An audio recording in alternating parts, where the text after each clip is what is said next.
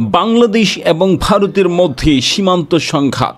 ঘটনাটি ছিল ১৯৯৮ সালের শেষের দিকে বাংলাদেশ ভারত সীমান্তের একটি ছোট গ্রাম, যার নাম কুশিয়ারা। গ্রামটি নদীর তীরে অবস্থিত এবং এটি বরাবরই দুদেশের মধ্যে উত্তেজনার কেন্দ্রবিন্দু। এখানে দুই দেশের সীমান্তরক্ষী বাহিনী, বাংলাদেশের বর্ডার গার্ড বাংলাদেশ বিডিআর এবং ভারতের বর্ডার সিকিউরিটি ফোর্স বিএসএফ বারবার মুখোমুখি হয়েছে। কুশিয়ারার পাশ দিয়ে একটি ছোট্ট খাল ছিল, যা দুই দেশের সীমানা চিহ্নিত করত। খালের পশ্চিম অংশ বাংলাদেশের এবং পূর্ব অংশ ভারতের।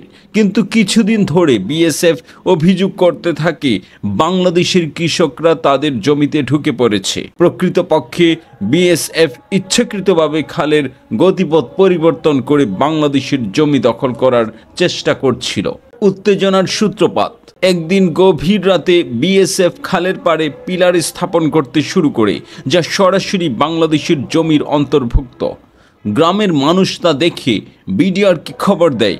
ভোরবেলায় বিডিআরের একটি ছোট দল ঘটনাস্থলে পৌঁছে বিএসএফ সদস্যদের বাধা দেয়, কিন্তু বিএসএফ শক্তি প্রদর্শনের মাধ্যমে তাদের কার্যক্রম চালিয়ে যায়। বিডিআরের কমান্ডার ক্যাপ্টেন নাসির উদ্দিন সঙ্গে সঙ্গে বিষয়টি ঊর্ধ্বতন কর্তৃপক্ষকে জানান। ঢাকা থেকে বিশেষ নির্দেশ আসে, কূটনৈতিক আলাপের আগেই কোনোভাবেই দেশের জমি ছাড়বেন না। প্রথম সংঘর্ষ।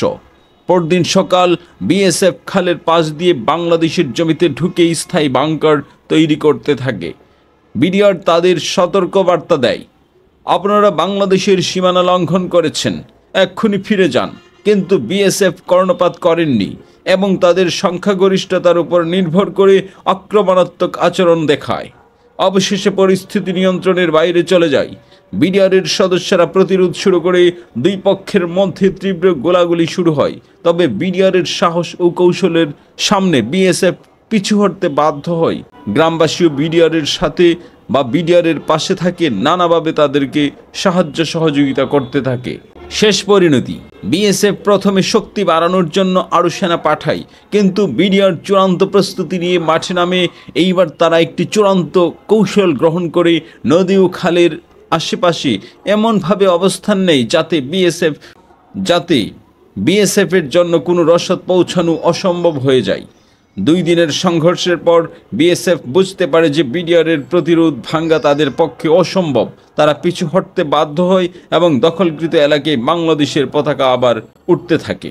বিজয়ের আনন্দ। গ্রামবাসী বিডিআরকে বীরের মতো বরণ করে। ক্যাপ্টেন নাসির উদ্দিনের নেতৃত্বে এই বিজয় কেবলমাত্র বাংলাদেশের সীমান্ত রক্ষা নয়, এটি একটি প্রমাণ যে বাংলাদেশের স্বাধীনতা ও সার্বভৌমত্ব রক্ষায় তার সৈন্যরা সদা প্রস্তুত।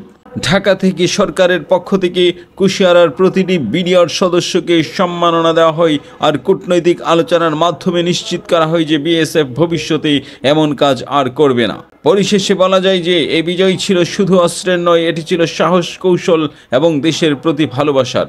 সীমান্তের কুশিয়ারা গ্রামের এই ঘটনা আজও বাংলাদেশের মানুষের মনে বিজয়ের এক উজ্জ্বল অধ্যায় হিসেবে অম্লান।